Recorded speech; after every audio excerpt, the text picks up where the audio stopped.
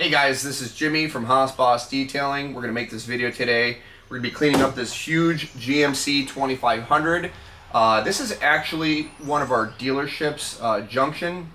We detail a lot of their cars and we get them looking right for sale. We want to make sure this thing is top notch, ready to be on the front line. So we're going to go through everything that we do. This is going to require a full interior, exterior detail. We're going to need to decontaminate the paint. It's very dirty.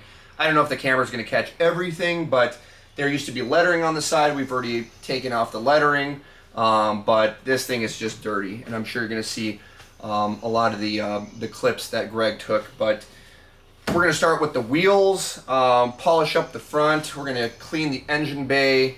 It needs the whole 9 yards, down to the wheel wells. The wheel wells are extremely dirty. There's a bunch of hay and stuff from the roads that are in there. We're going to be taking all that stuff out.